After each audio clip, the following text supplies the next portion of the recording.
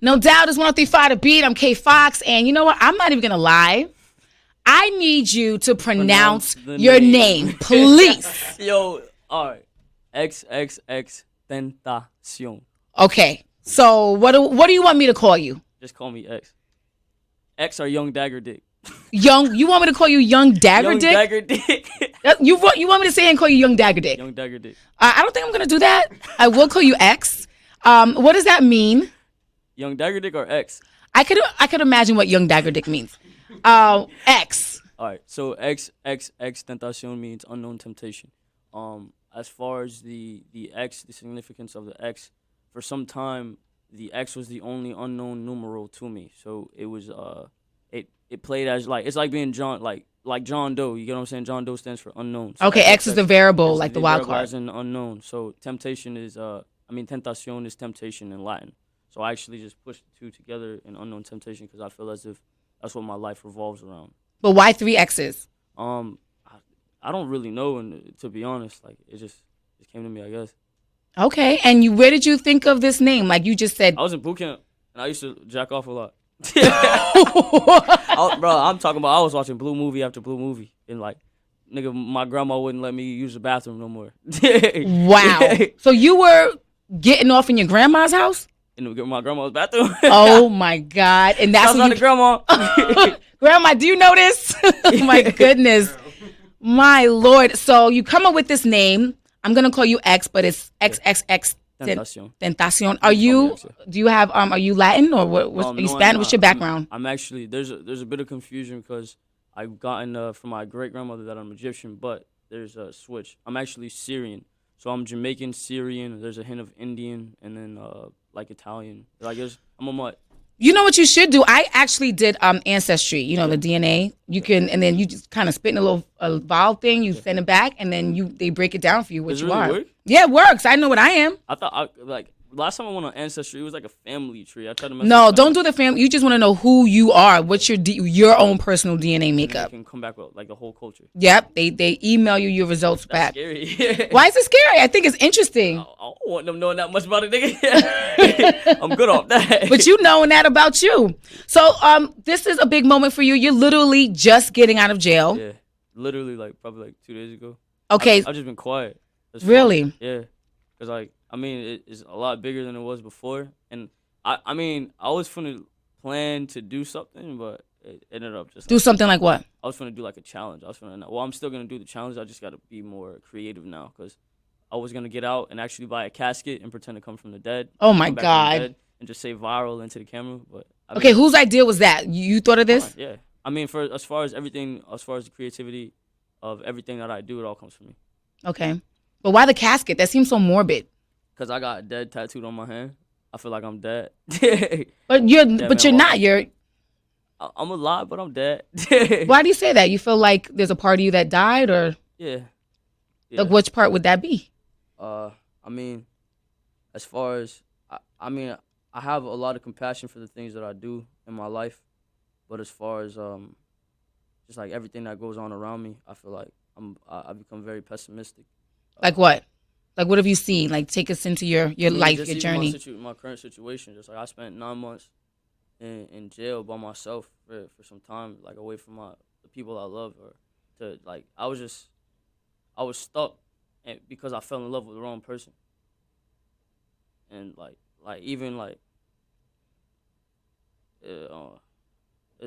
was a fucked up situation. I fell in love with the wrong person. I tried to give them the world, and I don't want to blame it on the career. It may just be that I'm stupid as a person. It may just be to my negligence or karma catching up to me. But just due to the fact that obviously I must not have been enough, a lot of shit took place. So it was a explosive relationship, and definitely. So is that why you were in jail, or did that have anything to do with why you got locked up, or do you? Initially, the charges that were pending against me, they're not true. The fucked up part is it's not true. I'm on probation for it, so I can't say too much because they could violate me whenever they want, and I don't want to go to prison. But I mean to be very descriptive as to the situation that the situation of the case. I mean, they had no evidence from the very beginning, so I was sitting on no evidence, just due to the fact that I violated pretrial, which is ankle monitor, pretrial release. it made everything 10 times harder for me. And my ex knew that, and she fucked me over on purpose. Like, I always told her, like, yo, I can't get into no shit, you get what I'm saying, or else I might be going back for life. Because I have PBL charges. PBL means punishable by life. Okay. Therefore, like, if you violate on a PBL probation, they can give you whatever the fuck they want to, if you're found guilty on that violation. So if I so much as simply drive down the street with a suspended license, or if they really want to fuck me over, like get a speeding ticket, you know what I'm saying, they could violate me and I'll be going to like prison for a very, very long time. Wow. It's 7 years minimum. They have to give me 7 years out the gate. Wow. And how old are you? I'm 19. You're only 19, yeah. And all of this is going on. Yeah. So do you still speak to your ex, or what's the situation? Do you guys have children together, or? No, it was just more or less like, when you, like, I'm just saying this to you as a person, not even like, not even on no interview shit. Like, when you know what it feels like to feel for somebody, you know what I'm saying? And when you have this genuine feeling that you get from somebody, and you make that person your source of happiness, obviously it becomes like, they become your drug. You know what I'm saying? This girl became like my drug. She must have had that good, huh? It wasn't even a pussy, dog. What was it? What? Tell me. She was topping the nigga good, though. Okay, so she had your mental too. So the mental was there, everything. It was mentally. It may have just been myself, because I wasn't enough for myself at that point in time. Like, so she fed something in you that you felt like you were missing. She filled the void. There will be and always was a void in my heart, and it was just due to the fact that I didn't have my mom for a long amount of time. And my mom was out there trying to hustle, get her money up, you feel me? And she was doing everything she could. And I ain't even finna dub my mom. Like, I love my mom to death. That's the apple of my eye. I'll take a bullet for my mom any day. You take a bullet for my mom right now, no question. No questions asked. But it was just, at the time when she was younger, my mom was 17, 18 with a baby. And I mean, her nigga not paying her no mind. She ain't have nobody around, you feel me? So she was just hustling, trying to get out of the mud. She was passing me hand to hand and shit. So it was like. So you at grandma's house, yeah. Initially, it wasn't even just that. Like, she, like, to friends and shit, you know what I'm saying? Our babysitters and, like, distant family and shit like that. It wasn't nothing really too close. So I grew up having to self-soothe. But imagine having to self-soothe and not doing it. And just being, like, mentally ill from the very beginning, and just being depressed from the very beginning. And I mean this, like, and I'm saying this, like, from my heart, like, that's really what it was. Well, thank you for sharing that with me. And so now that you have all this going on, the ex is dealing with you, and you know. She's not. I just want to say that she's not. So she's bitch on fire, bitch. Okay, but so what? Did you go to school? Like, were you in the streets? Like, I don't want to say I was in the streets, because there's some niggas out there that really living that shit. You feel me? Like, really living that life. I'm not living that life. I mean, I'm gonna fight a nigga. I'm gonna fight a nigga. If I gotta poke you, I'm gonna poke you. I was never one to shoot at people. You know what I'm saying? Like, I'm more likely to. I'm gonna fight you, and if you small, I'm gonna throw the hands with you. If you too big, I know you're gonna whoop me. I'm gonna stab you.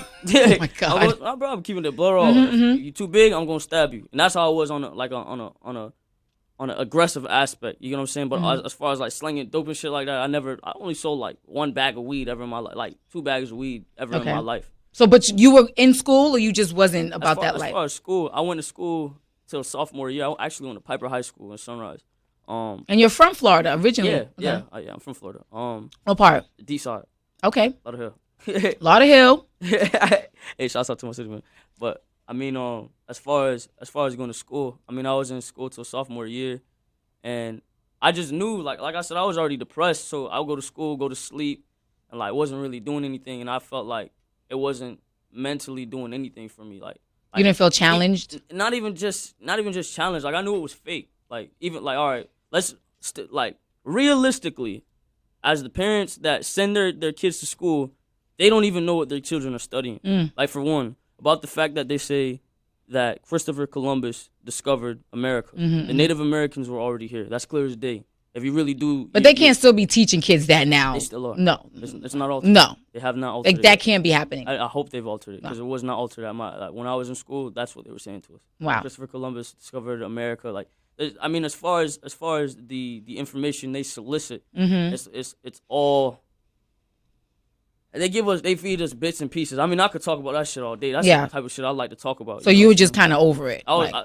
felt like it was stupid. Anything that did not feed my happiness or make me remotely happy, anything that took away the freedom of my mental or took away that made my thoughts conform, I found irrelevant, and I felt like it would not benefit me at all, nor has it.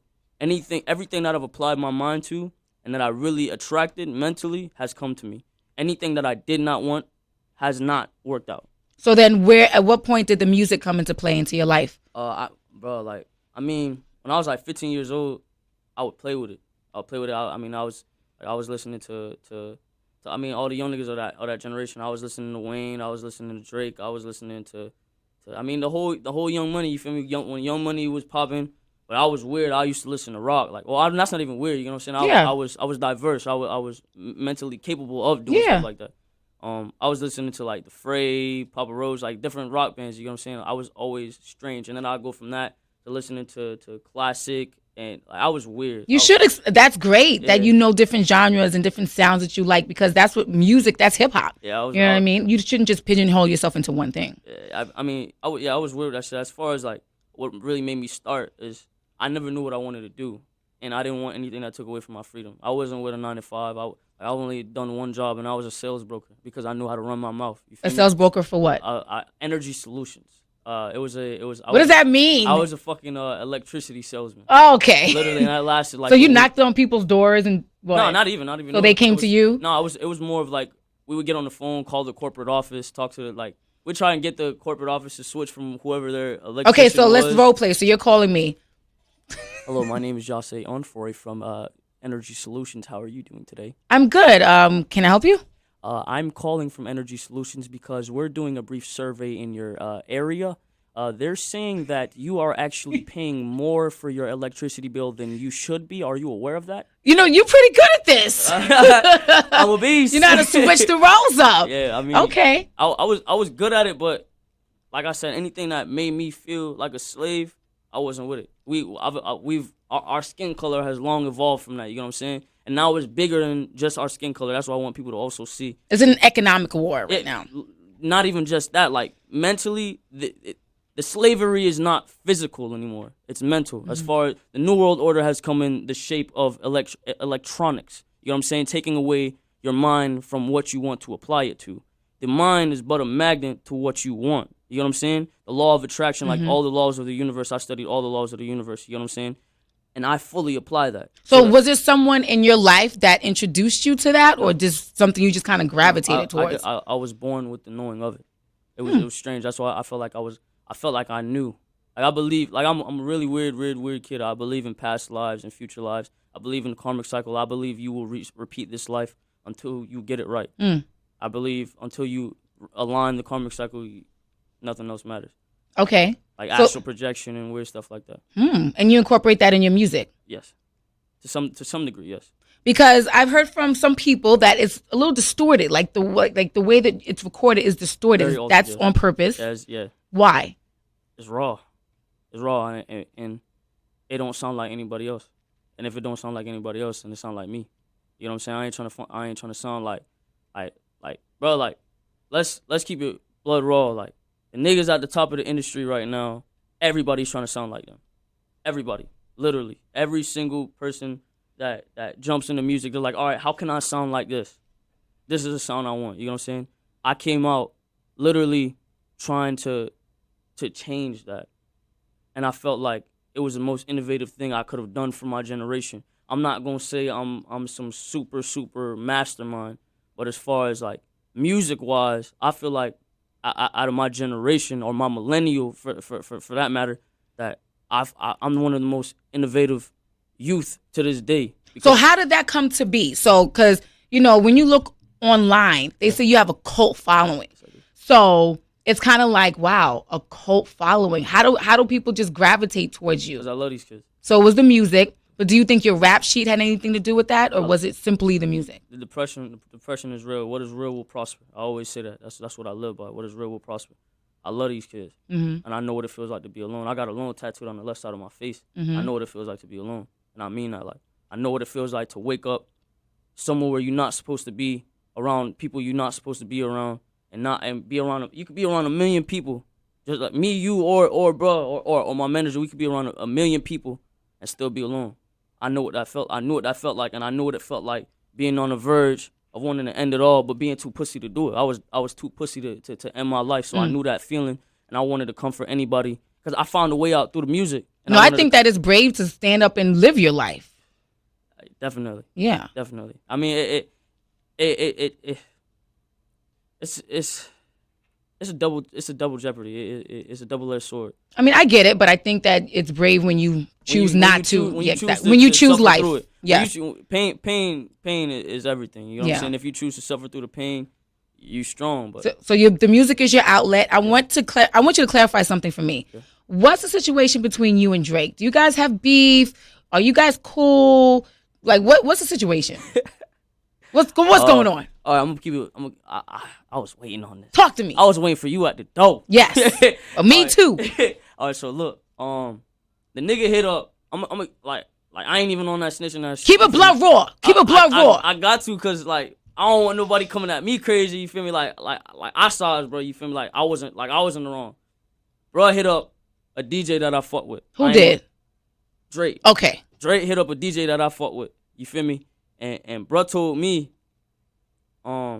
he was like, yo, the nigga Drake watched your interview. He said he fuck with you and he fuck with your partner Ski Mask. He's like, yo, he's saying he go call your manager within the next few days. Okay. So I'm amped up. Nigga, I fuck with Drake. Yeah. You feel me? Drake a genius. Yeah. You know what I'm saying? Despite me disrespecting him as a man, because I can't respect him as a man, I respect that nigga career. That's a GOAT. Okay. That's a GOAT. So you know how to differentiate the two? I know.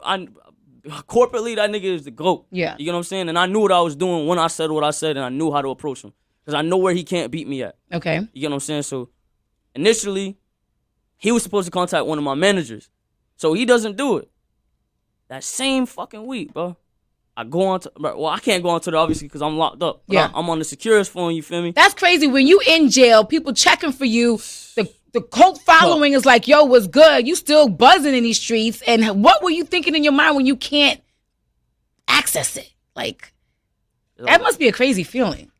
Like I said, I was really, really, really big on being inside of my mind. Yeah. Like astral projection and meditation and things of that sort. So it was never, it was a problem because it was a problem for the reason that I wanted to be with my family and the people I love. You know what I'm saying? And I wanted to be able to express that. I wanted to be able to feed off the energy of my family. Now, as far as anything that revolved around my career, I knew it could wait. Okay, got it. I know what you feel me like. It's a difference between being an artist and being a rapper. Yeah. Some of these niggas could hop on the radio and be gone the next day. Yeah. You know what I'm saying? And they could try and be on the top, but they can't maintain it. I can maintain. Just like DJ Khaled said, you feel me? Mm-hmm. He made for this shit. I'm made for this shit. So you in jail? He's supposed to contact your manager, and then what happened? He dropped the fucking video of previewing that shit in Amsterdam with some nigga from the UK. You know what I'm saying? He dropped the video. I was talking to my girl at the time, not the same bitch that got me arrested, a different girl. Okay. I was talking to her at the time, and she was like, "Yo, listen to actually, fuck that. It was my dog Chris. I was on the phone with my dog Chris. He was like, "Yo, you gotta listen to this shit. This nigga Drake a fuck nigga." That's exactly what he said. Like, this nigga Drake a fuck nigga. You gotta listen to this shit. So he plays this shit. I hear da da da da my dad. I'm like, what the fuck? As soon as it started, like I knew he was getting that. And the funny thing is, we didn't discover it. Like you said, the fans, because they're so cult. Like it's like I got a piece of the internet. You feel me? So they were saying that Drake was biting your style. That's what the fans were saying. Yeah. Flow, hell yeah, bro. You could take his verse, like they did a mashup. They put his verse on my song, and the cadence is literally just at the same tempo. It's not offbeat at all. And if you listen to my song and then you listen to the bruh song, like you could, bro, we all not dumb. Yeah, go. Isn't the mashup on your Instagram page? No, that's not. Okay, where is it? Where can we find this? You can just look up XXX Tentacion Drake mashup. Tentacion Drake. Or just look up Drake mashup or something. So now, where do you guys stand? Like, what's good now? I still think Drake a fuck nigga. As a no, I'm keeping a blood raw. I still think Drake a fuck nigga. Like I think he's not a man. I think he's a bitch. That's a bitch move. Especially when I was in jail facing life, bro. You know what I'm saying? If Drake would have came to my barn hearing, you know what I'm saying, that would have made my fucking day. If he would have showed that he's a hospitable person and that he's really in this shit for the culture, rather than being a fuck nigga taking my shit, running off with it, and then putting it on his album, then he would have got my kudos. He would have got my respect. I would have let him hop on the remix, take 100% royalty rate. I would have done it because I know I can maintain. You know what I'm saying? And I would have appreciated him for being a real nigga. But Drake not a real nigga. So, anything now, like moving forward, it happened. You can't take it back. I'm gonna make the world hate me. I'm gonna be that. I'm gonna be the super villain. I'm gonna make this whole thing crumble. People like the villains. Yeah, they do. I definitely agree. They definitely do. I'm gonna ruin everything for everybody. I'm talking about. I'm finna shit so hard. Like I'm gonna need moist towelettes on my right hand every day. I'm finna shit hard. So no more jail. That's clear. No, I'm good. You're out. You good? As long as they don't set me up, but they set niggas up all the time. I feel like they set Kodak up. If you ask me. Oh, you see my shirt? Free Kodak. Free Kodak. Hey, shouts out to Paul Ryan. Okay. Yeah, I think they set him up. If you ask me, because when I was on. See, the fucked up thing is, it don't matter how you get out. If they got a hold on you, they trying to violate you. Because when I was on pretrial, remind you, they say it's innocent before proven guilty. But they wouldn't let me out free, first of all, and I had bond. You know what I'm saying? They put an ankle monitor on me. I would get a call from my pretrial officer, and she'd be like, oh, your ankle monitor said you were here at this time. Because they shit used to glitch, because I was on the 12th floor at FIU. So it used to glitch out and say I was down the street or some shit. Wow. I never left my house. So she'll call me and be like, oh, you're going to go back to jail for a very long time. If you don't get right there, I'm like telling her, I'm like, yo, I didn't leave my house. You feel me? The only time I left my house was to get pizza downstairs. You know what I'm saying? And they don't give a fuck. You got to realize these people get touched for this shit. That's crazy. And they violating people's due processes. Well, we know what that's about. We know what the system is not made for people to succeed. You know what I'm saying? I just want to be one of the people to actually give power to that shit, or to like let people, like, nobody gonna feel it till they end up in that situation. He not gonna feel it unless his brother or his mom end up in jail. You feel me? He not gonna feel it unless your daughter or somebody end up in jail. Nobody gonna feel it till they end up. But I mean, like, it's sick. It's sick. They don't feed you real meat. They're not giving you the right nutrition. They put in chlorine in the showers. They got bleach soaps. Like, bro, the shit is sick. Like, bro, there's a shit called they call Jim Jones. You pour it, they drink it. You drink it like every day. What is that? It's like a juice. It's like a I guess a fake juice. Like, they put the powder in the water and you drink. It's called Jim Jones. If you pour this shit on the paint, it melts the paint, and they're making us drink this shit. If you pour it on, I kid you not, I'm not talking on you pour this shit on the paint, it eats away at the paint.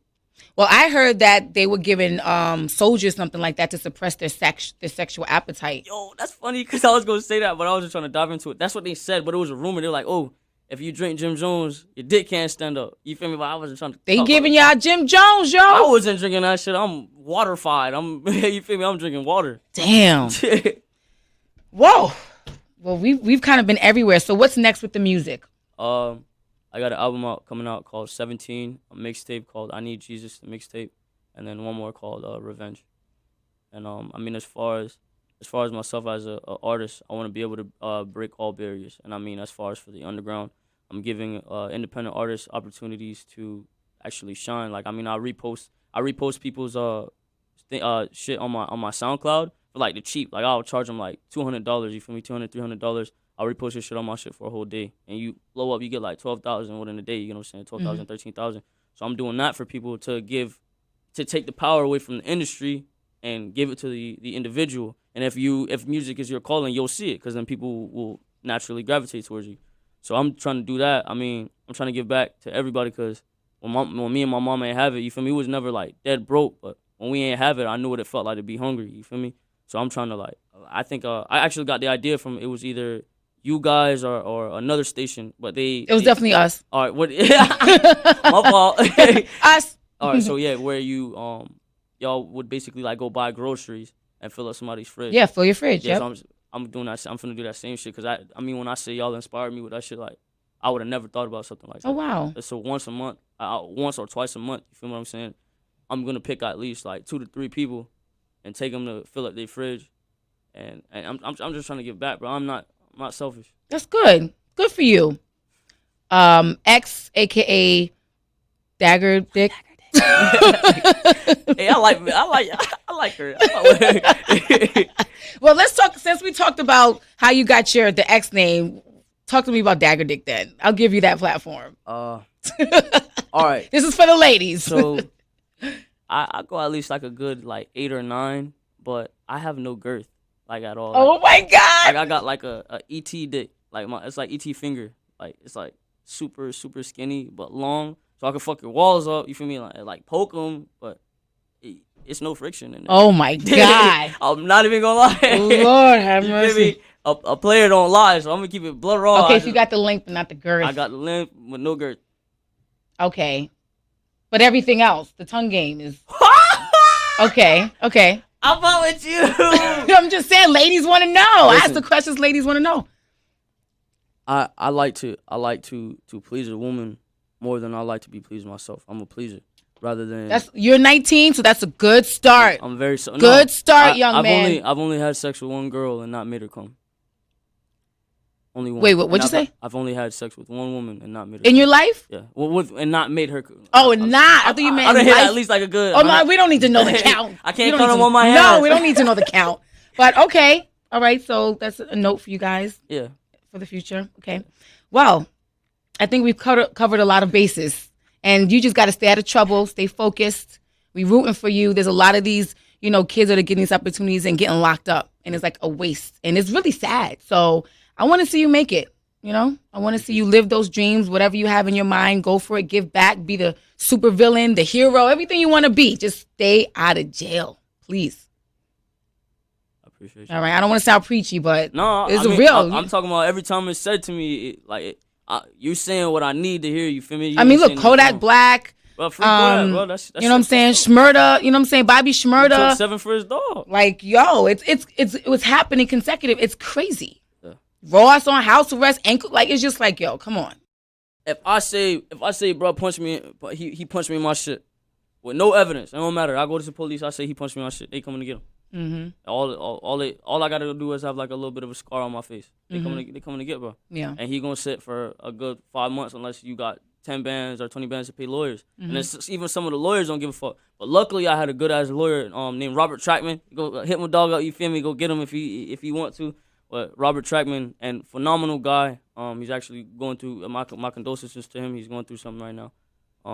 Phenomenal guy, helped me out. You know what I'm saying? Because I had another lawyer on my case for like 7 months, like 7 months, and bro was just sitting. You feel me? He wasn't trying to help me. Mm-hmm. So Trackman came out of nowhere. You feel me? Because thank God for my manager. He came out, helped me, got me out on probation. Even though I was, you feel me? I'm not guilty, but I wanted to get out. I wanted to be with my mom, help my mom out. You feel me? So I took the plea. And even when you take the plea, that's even a setup because that follows you for life. That's the setup right there. I got withheld justification though. So okay. I'm not even a convicted felon. Okay. Yeah. Well, good for you. If I fuck up, I am though. Okay. Well, don't fuck up. Don't do that. I'll try. Thank you, XXXTentacion. Just call me Young Dagger. Did I do that right? Yeah. But I'm gonna call you X. The ladies can call you something. The other ladies, the younger ladies can call you something else. I don't know about the other thing, but thank you for coming through and being so vulnerable and open. And in all honesty, the honor is all mine.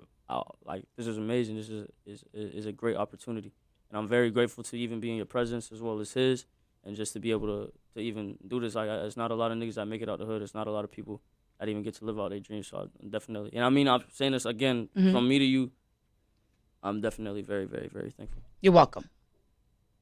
Shout out to 103 The Beat. Shout out to Revenge. Fuck Drake. And we're gonna get the interview is gonna live online. Shout out to my mom. Shout out to Robert Trackman. And thank you to everybody that supported me throughout this experience. 33. I am out of jail.